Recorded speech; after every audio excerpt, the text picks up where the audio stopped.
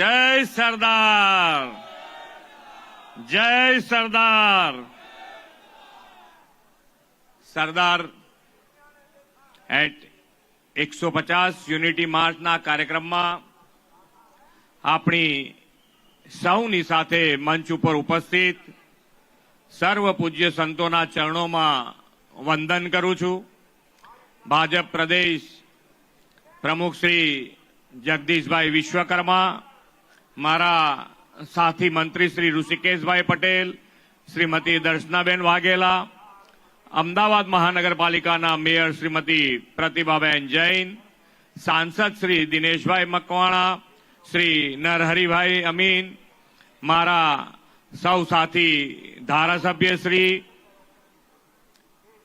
વિજયનગર સ્ટેટના શ્રી રાવ સાહેબ વિજયવર્ધનસિંહજી, ગોફ સ્ટેટના શ્રી કૃષ્ણરાજસિંહજી ચુડાસમા, ગાંગડ સ્ટેટના શ્રી રઘુવીરસિંહજી વાઘેલા, ઉમેટિયાના સ્ટેટના શ્રી ભગીરથસિંહજી વાઘેલા, માંડવગઢ સ્ટેટના શ્રી પૂજાબાપુ વાળા, બાળ આયોગના ચેરમેન શ્રી ધર્મિષ્ઠાબેન ગજ્જર, શહેરના પ્રમુખ શ્રી પ્રેરકભાઈ શાહ, અમદાવાદ શહેરના પ્રભારી શ્રી રજનીભાઈ પટેલ, અમદાવાદ મહાનગરપાલિકાના સૌ પદાધિકારી અધિકારીગણ, આમંત્રિત સર્વે મહાનુભાવો, પ્રેસ મીડિયાના મિત્રો, સૌને મારા નમસ્કાર।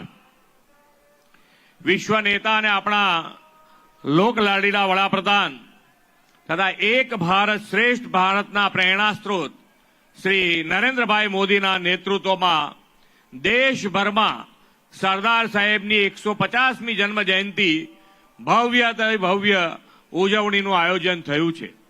આ અંતર્ગત આપણે સરદાર સાહેબના એકતાના કાર્યો અને વડાપ્રધાનશ્રીએ આપેલા એકતાના મંત્રને જન જન સુધી પહોંચાડવા વિધાનસભા વાઇઝ યુનિટી માર્ચ એટલે કે પદયાત્રા યોજી રહ્યા છીએ। આ પદયાત્રામાં જોડાયેલા ઘાટલોડિયા વિધાનસભાના સૌ નાગરિકોને ખૂબ ખૂબ શુભકામનાઓ પાઠવું છું। આપણા વડાપ્રધાન શ્રી નરેન્દ્રભાઈએ વિશ્વની સૌથી ઊંચી પ્રતિમા સ્ટેચ્યુ ઓફ યુનિટીના નિર્માણ દ્વારા લોહ પુરુષ સરદાર સાહેબને શ્રેષ્ઠ અંજલિ આપી છે।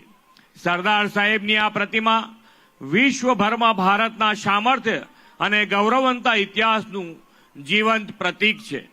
સરદાર સાહેબે આઝાદી પછી દેશના પ્રથમ નાયબ વડાપ્રધાન અને ગૃહમંત્રી તરીકે 562 દેશી રજવાડાઓનું વિલીનીકરણ કરીને અખંડ ભારતનું નિર્માણ કર્યું છે। વડાપ્રધાન શ્રી નરેન્દ્રભાઈ મોદી અને આપણા લોકપ્રિય ગૃહમંત્રી શ્રી અમિતભાઈ શાહે કાશ્મીરમાંથી કલમ 370 દૂર કરીને કચ્છથી કટક અને કાશ્મીરથી કન્યાકુમારી ભારતને એક અને અખંડ બનાવ્યું છે। વિકાસની રાજનીતિ અને સૌના સાથ સૌના વિકાસની એકતાથી જ વિકસિત ભારત બની શકે। વડાપ્રધાન શ્રી મોદી સાહેબે બતાવેલા માર્ગને આખો દેશ અનુસરી રહ્યો છે। બિહારની જનતા જનાર્દને પણ એ જ માર્ગે ચાલીને વિધાનસભા ચૂંટણીમાં મોદી સાહેબના નેતૃત્વને ભારે જન આશીર્વાદ આપ્યા છે।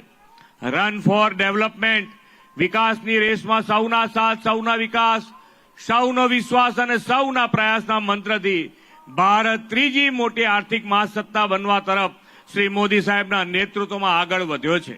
વડાપ્રધાન શ્રી નરેન્દ્રભાઈ મોદીએ આત્મનિર્ભર ભારતનો સંકલ્પ કર્યો છે। આ માટે આપણે સૌએ એક થઈને સ્વદેશીનો મંત્ર અપનાવવાનો છે। સ્વદેશીને જીવનનો હિસ્સો બનાવીને અને વોકલ ફોર લોકલને વેગ આપીએ। સરદાર સાહેબને આદરપૂર્વક યાદ કરીને આપણે સૌ પ્રતિજ્ઞા લઈએ કે જ્યાં હોઈએ ત્યાંથી દેશની એકતાનો, અખંડિતતાનો, સ્વદેશીનો સંદેશ આત્મસાત કરીશું।